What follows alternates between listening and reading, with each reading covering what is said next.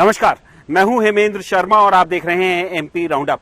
सोमवार को छत्तीसगढ़ में भारतीय जनता पार्टी के पूर्व अध्यक्ष और यूनाइटेड मध्य प्रदेश में भी भारतीय जनता पार्टी के रहे अध्यक्ष, 3 बार के सांसद और 3 बार के विधायक नंद कुमार साई ने भारतीय जनता पार्टी को छोड़ करके कांग्रेस पार्टी का दामन थाम लिया।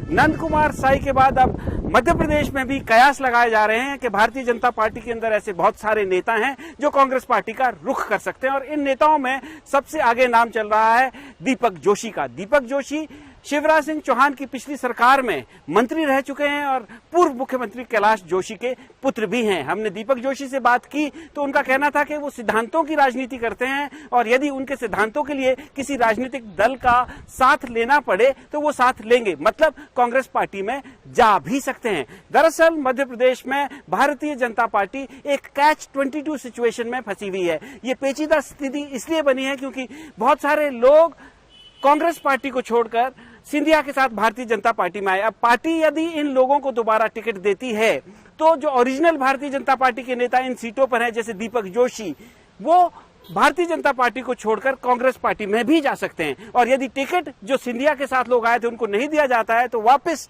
वो लोग कांग्रेस में भी जा सकते हैं और कांग्रेस में अगर नहीं जाते हैं तो चुनावों में भारतीय जनता पार्टी के उम्मीदवारों को नुकसान तो पहुंचा ही सकते हैं। तो सवाल यह है कि क्या भारतीय जनता पार्टी इस सिचुएशन से उभर कर बाहर आ सकती है। और सवाल यह भी है क्या नंद कुमार साई के छत्तीसगढ़ में भारतीय जनता पार्टी को छोड़कर कांग्रेस में जाने से मध्य प्रदेश में भारतीय जनता पार्टी के ऊपर कुछ असर पड़ेगा, खासकर ट्राइबल एरियाज में, क्योंकि नंद कुमार साई खुद में एक बहुत बड़े ट्राइबल लीडर हैं। इन तमाम सवालों पर बात करने के लिए हमारे साथ मौजूद हैं senior journalist mister Ranjan Srivastava. बहुत बहुत स्वागत है सर आपका। सर, सबसे पहला सवाल तो ये है कि नंद कुमार साई के जाने से कैसे देखते हैं आप, क्या इम्पैक्ट पड़ेगा? पहले तो छत्तीसगढ़ की बात कर लें, वहां क्या इम्पैक्ट पड़ेगा? दूसरा स्टेट हो, ट्राइबल का अपना एक लिंक अनडिवाइडेड, आपने खुद बताया अनडिवाइडेड एमपी के अध्यक्ष रहे हैं बीजेपी में जी, उनके रिलेशन से यहाँ पे हैं जी। और जब हम यहाँ खड़े हैं जी, बीजेपी में चिंता है राज्य में जो पिछला कहीं रिपीटेशन ना हो जाए ट्राइबल एरिया में जी। ट्राइबल एरिया में जो भाजपा की हालत हुई थी उसके वजह से उनको सरकार गंवानी पड़ी थी जी।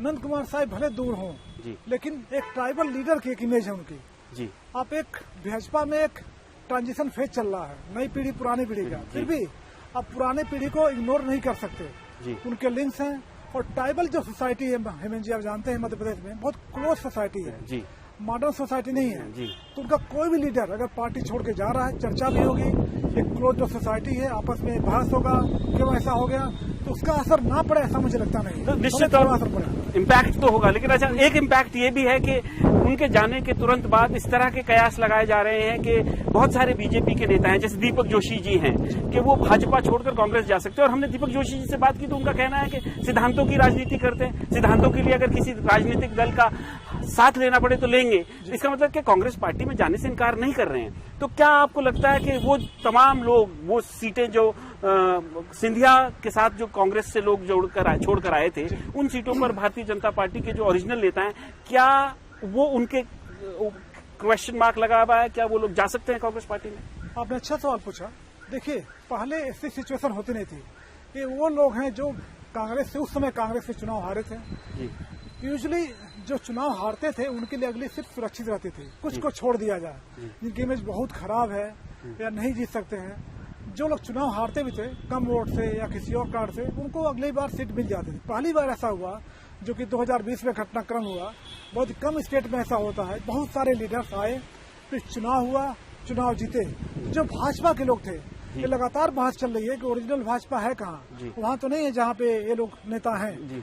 तो उनके सवाल है, उनके करियर पे प्रश्न चिन्ह खड़ा हो गया। उनका प्रश्न चिन्ह के मामला कहा तो करियर पे प्रश्न चिन्ह है। अगर वो भी पिछला चुनाव हारे, ये भी चुनाव टिकट नहीं मिलता इस चुनाव में भी, फिर कहाँ जाएंगे वो? करना तो पॉलिटिक्स ही है। तो जाहिर उनके लिए बहुत ही दुविधा वाली स्थिति है, दो राह पे खड़े हैं। ऐसे में जहां भी उनको लगता है, देखिए सिद्धांत तो पॉलिटिक्स में कुछ होता नहीं है, ठीक है, जहां भी उनको लगता है हमारे लिए दरवाजे अच्छे खुले हैं, भाजपा टिकट नहीं देने वाली है, उन्हीं लोगों को टिकट देने वाले जो पहले आ चुके हैं, तो जाहिर ऐसे में वो किसी दामन पकड़ने से गुरेज नहीं करेंगे।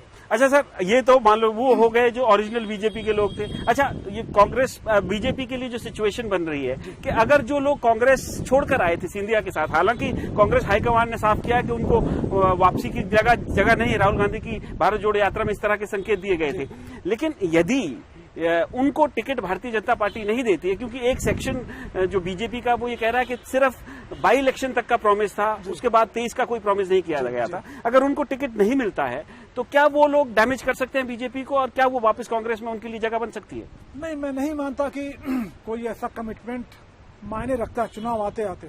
जी। आप देखते हैं हर चुनाव भगदड़ होती है, सिद्धांत बहुत किनारे हो जाते हैं, इवेनेबिलिटी फैक्टर होता है और सुविधा वाला फैक्टर होता है, और फिर कितने यहाँ पर रिसोर्सेज हैं चुनाव जीतने के।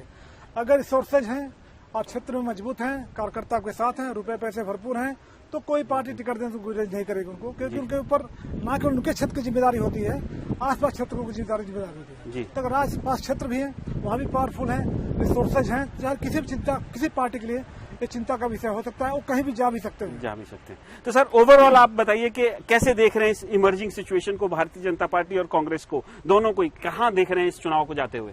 देखिए, आपने बड़ी अच्छी जो शुरुआत की थी कैच 22 जी। भाजपा के लिए वाकई कैच 22 है। अभी देखिए आपने दमोह में जी। उसमें सिद्धार्थ मलैया को लाए जी, उनको हटा दिया था, निलंबित कर दिया था, उनको पार्टी विरोधी मान लिया गया था। जी। कर्नाटक में जो हुआ, जी। जो बात हुई थी कि नेता पुत्रों को टिकट नहीं देंगे, वहाँ देना पड़ा। जी। तो आप किसी भी चीज को लकीर नहीं खींच सकते चुनाव पॉलिटिक्स में। वो हुआ, सिद्धार्थ मलैया को लाना पड़ा। जी। तो एक तरह से एक कहें कि एश्योरेंस है, जो पार्टी के लोग हैं, जो नेता पुत्र हैं या जो शक्तिशाली लोग हैं, को टिकट मिल सकता है। लेकिन फिर वही बात आती है कैच 22 का, कि जो लोग कांग्रेस से आए वो कहाँ जाएंगे।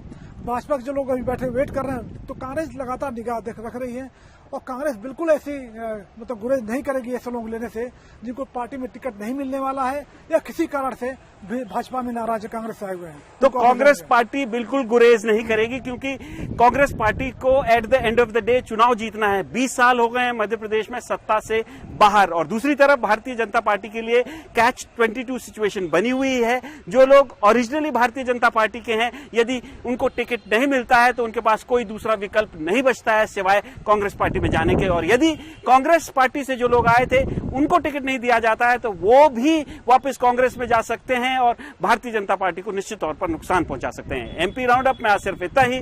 कल फिर मुलाकात होगी, तब तक के लिए थैंक यू, गुड बाय।